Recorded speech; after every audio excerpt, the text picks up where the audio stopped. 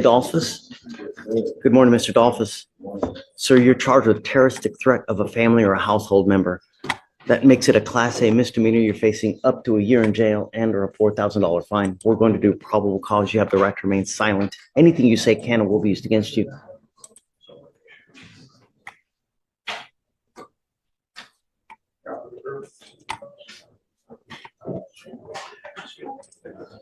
You have the right to remain silent. Anything you say can or will be used against you. If you cannot afford a lawyer will be appointed to represent you. Yes, Judge. On July 6, 2024, the officers met with the complainant, the defendant's wife, who said the defendant was visiting her child at her apartment when the defendant told her he wanted to be with her. The complainant said she did not reciprocate the sentiment, and he told her that he should have killed her when he first got out in March because the complainant sent him to jail. The defendant also said he will kill the complainant if she calls the police on him again. As for a protective order. Did you have anything that you wanted to add? Yes, Judge. I just want to make it known to the court that, yes, the defendant just was released from TDC for an assault against the same complaining witness. He was released in March. In July, he picked up this charge. I've also been in contact with the Family Violence Division at HPD because the complainant told me that she made a walk-in report on September 25th alleging that the defendant, she's currently pregnant, and alleging that the defendant has assaulted her again and that he threatened to kill her again because she went to the police. Those charges have not yet been filed, but I confirmed the existence of the incident report. Like I said, I've been in contact with the detective in this case. You realize that you're near to being a true habitual. When you go to TDC, if you pick up a new case, you're a 15 to life case, a minimum of 15 years, Mr. Dolphus. Do you understand that? Can I speak? Don't. No, I've got a bunch of DAs here. Anything that you say, they're going to use it against you. That's perfectly fine. I was nowhere near it. Stop. Well, I'm going to make that now, and I'm going to memorialize that with an ankle monitor so I know that you're not there or going I'm forbidding you from going within 1,000 feet of where she lives or where she works. If that thing dings, the battery goes dead. It's not going to go well. Do you understand, Mr. Dolphus? Sir. I'm back and forth between Houston and Atlanta. I have documentation showing that I was in Atlanta when all of this was concurred. I moved on, and that's her problem.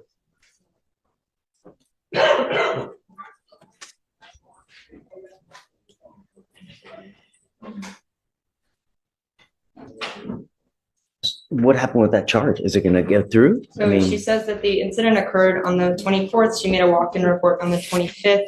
Like I said, I called HPD on Friday and they told me that the report's made. They gave me like an incident number. Pregnant with whose child? I believe the defendant's child. She told me that he's How aware. far along? I think right now she's 6 months. I don't remember exactly how far along she told me, but like I said, the officers made the report. They have photos of her from the 25th or from the incident on the 24th. I can confirm that with her. I just spoke with her on Friday. So, Mr. Dolphus, understand that there's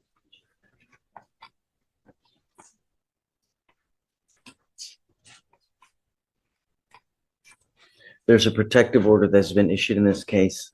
I would get to know it because if you violate the protective order, the state can and will file additional charges against you. If they file those additional charges, it's called a violation of protective order. We put conditions on that and you violate it. We can have a hearing to hold you at no bond, zero bond, and I will do it in a heartbeat to protect every person in Harris County. You're telling me that you're in another place. I will give you a lawyer today and we'll see. If you have that document, great, put it up. Let's see. I'll give you, I already have an application on file. I'm going to give you a lawyer today. Let's see what you have. But as it stands now, I don't want you to have any contact with this person. I don't want you to be in possession of weapons and not to go within 1,000 feet of where she lives, where she works. And I'm going to put a monitor so I know where you are at all times. If you want to go to Atlanta, great. There's no problem with that. I'm not going to put any travel restrictions on you. Just don't go anywhere near where she lives or where she works. That's all I'm asking you to do. Don't pick up any new cases as well. You go to Atlanta, everything you do out in the free world, you need to be thinking, if I do this, am I going to go to jail? If I say this, what kind of ramifications is it going to have? because it's your liberty that's at stake. All she's got to do is go, hey man, he's bothering me, and boom, you go down. Don't give any cause for that to happen.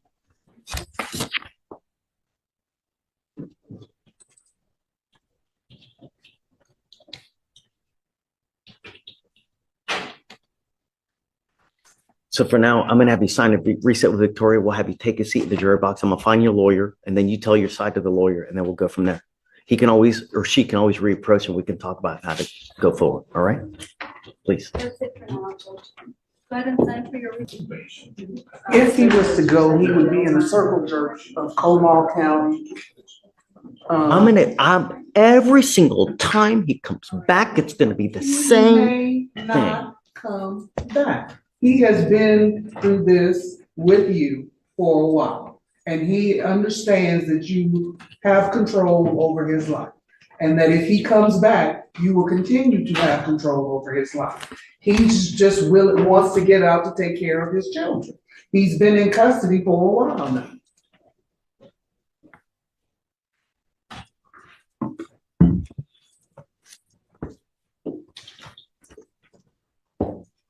Sucks that because of Como County now, we can't do what we really need to do.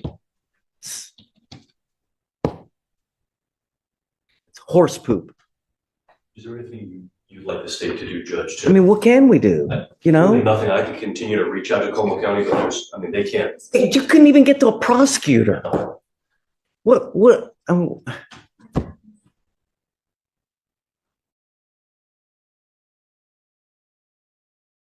It's sad. It's sad. It really is that, when you have DAs try to make an effort to even reach out to another county and you can't even get to a prosecutor. It's sad. Name's Mr. Ariel. The days of us or of someone picking up a case, pleading to time served, picking up a case, pleading to time served, picking up a case, pleading to time served, no more. You now are on notice. Anytime you come back, what we are going to do. You know that, right?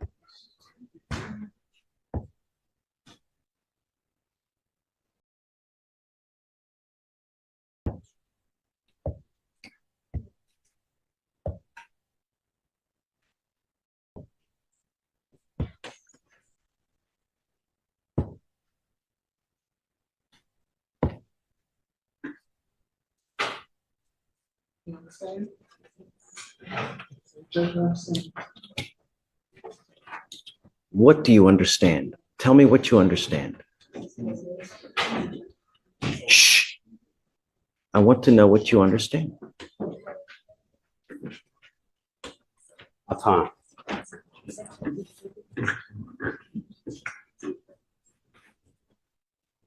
I want you to realize something, Mr. Ariola. I want what's best for you. And if you're living on the street, I want it to stop. If you're out there and you're stealing to get food, I want it to stop. If you're out there begging for money because you don't have any, I want it to stop. And the reason I put you in the facilities is to determine why it continues to happen. Because it continues to happen over and over and over. And it hasn't stopped since the last 2 to 3 years. And that's why we're doing what we're doing. Believe it or not, I care about you and I want what's best for you. I really do, I swear. I don't want to keep you in just for shits and giggles. I don't. I want you to be able to work, make money, and then have a great relationship with your wife, kids, whoever's in your family. But when you keep coming back with criminal cases, that tells me something's wrong. And we have you going to the dual diagnosis facility to see, okay, what can I do in my life to change things? Now, I can't send you back because you've got 3 cases in another county. I tried to get our DAs here to reach out to the county, but they couldn't even speak to the other DAs over there. So we're stuck, and I can't send you back because they won't take you. So I don't want to just keep you in jail for the sake of keeping you in jail. So we're going to be done today. But if you come back with criminal cases, there's no more catch and release. Do you understand?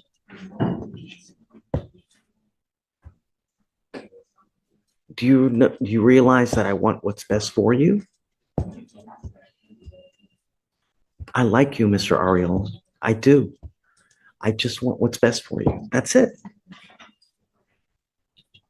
I want you to be a loving father to kids if you have any. I want you to work and give them money because that's what fathers do. They give children love, support, a place to live, a place to be able to go get education. That's what fathers do. They're supposed to protect their own. And while you're in jail, while you're out on the street, it's not happening. That's what I want. I'm not asking for much. Have any questions?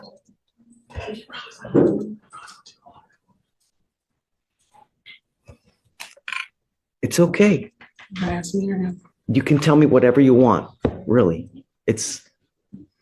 We're friends. You can tell me whatever you want. Don't shy. I really want what's best for you. Like for you to know maybe from your point of view, these ideas come however they came to you just now. My way of living did not pretend to what you just said. If I may, I'd just like to. Yes, I agree. I do have a family.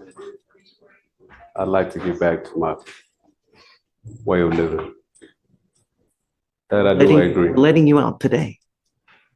The only thing I would like when you're out there, think before you act. Before you do something, you need to think, if I do this, am I going to go back to jail? If I say this, am I going to hurt someone?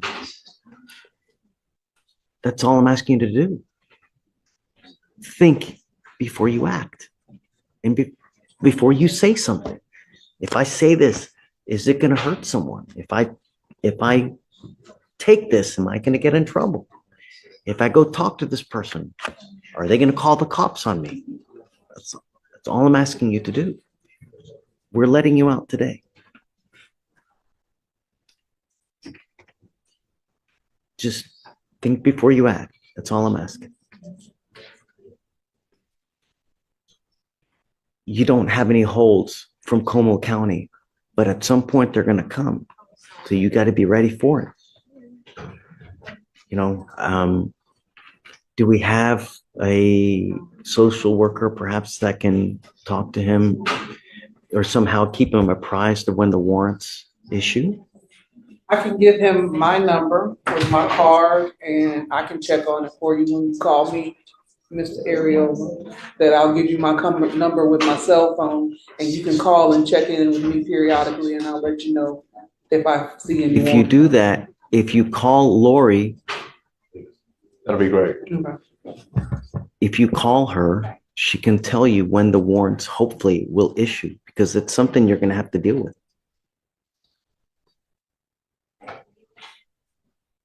Okay, Mr. Ariel. All right, we do need to do plea paperwork or how are you going to do it? No, I guess we'll just unset term, right? That way he doesn't have to do anything. Just good luck. Don't come back.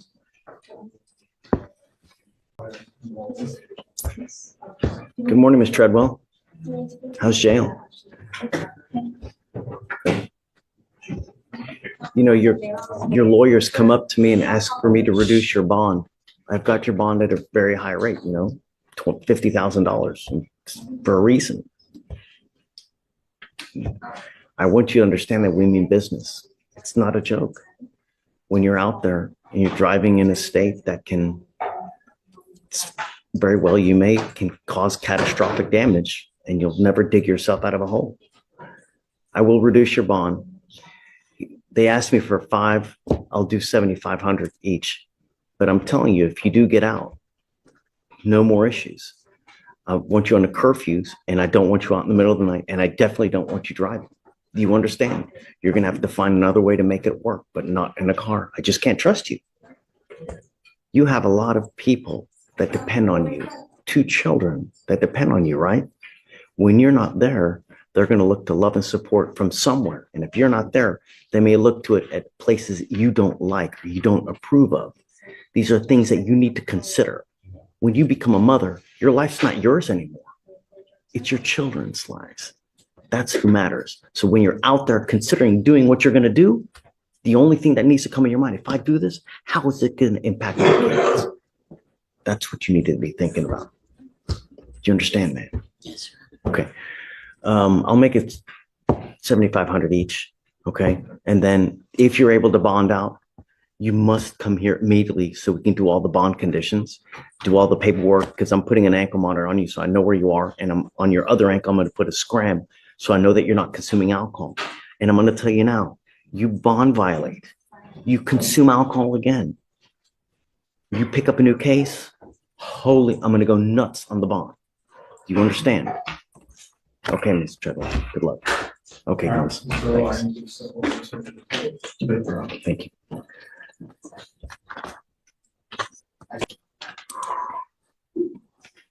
Good morning, Mr. Daly. How are you? Do you have a lawyer today? No, Tell me what you're doing about that. What are you doing about that? I have no clue. I have no clue. Have you spoken to anyone? And for one. How do you know you haven't even spoken to anyone? Huh? I don't know. You just keep saying, I don't know. Do you have a job? No. How do you get money? I was about to get hired on with a job last Monday. Got they turned down to the driver license, so I'm going to go face another judge later on to see about getting community service so I can get that taken care of to get a job. There are plenty of jobs that you can have that you don't need a license, though. I know, applying. Nothing's happening. How are you getting money to eat? How do you eat? But no, So is it your girlfriend or is it your wife? man, right there. No, it's not the same thing. It's not this. They're 2 totally different things. How long has your wife/girlfriend been supporting you? When is the last time you've had a full-time job? DoorDash. How you don't have a license? I said before I did, it just happened. This just happened for my license. Can you pull up his driving record, Alex, please? Yes, Judge.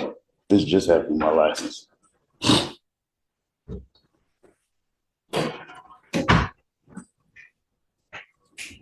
When is the last time you've had a full-time job? What time job? July. Doing what? Truck driver. Did you have a CDL? Yes. How did you lose your CDL?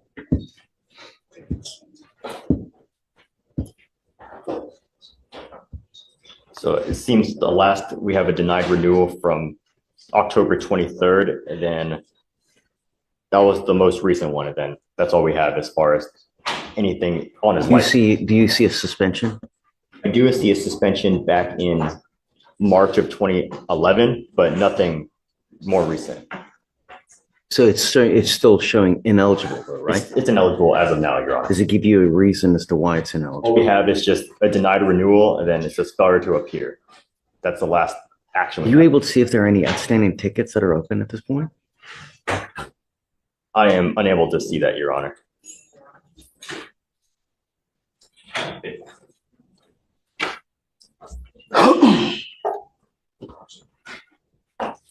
You're a truck driver in July. We are now in November. So have you been jobless since November?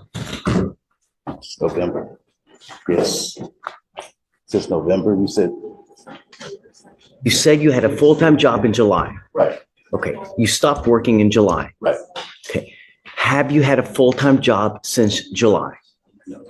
So you have been bumming off your wife? I was door dashing. You lost your license. You're unable to DoorDash at all. Just lost my license. When did it get suspended? Your Honor, it says, besides that 2011, it says it was suspension in October 23rd of 2024 was the date. This is what I want you to do. Where's my stickies? There we go.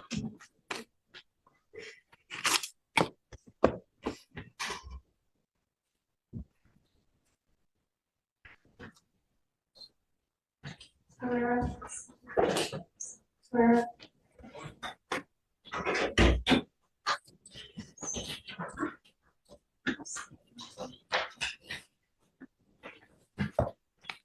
Stephen, would you mind giving this to me? This is the number to the DPS Driver's License Division.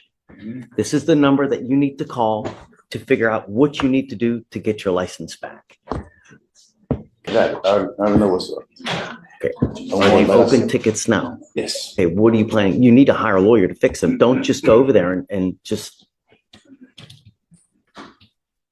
Okay. when you just, look, I can't give you legal advice, but just the more tickets you incur on your record, the more suspensions you're going to get. And if you're a truck driver by trade, all you're doing is hosing yourself. I'm not going to let you sit here and just be jobless, bumming, and being a leech on society, especially if we are supposed to give you a lawyer. Because if I'm giving you a lawyer, that means I'm paying for it. Stephen's paying for it. Victoria's paying for your lawyer. It's not going to happen. So you can either hire your own lawyer, or if you want to apply for a court-appointed lawyer, great. But I'm going to bring you back in 2 weeks, and I'm making it a condition of your bond that you get a full-time job. And I'm going to bring you back in 2 weeks, and I want to see what you have done to get a full-time job.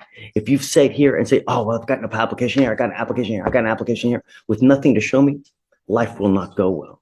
Like I said, I had a job supposed to start Monday. Beggars can't be choosers. It's better to work at Burger King, at Chuck E. Cheese, than sit on your tuchus with do nothing, earning nothing, and leeching off other people and society in general. Do you understand? Beggars can't be choosers. Lower your standards.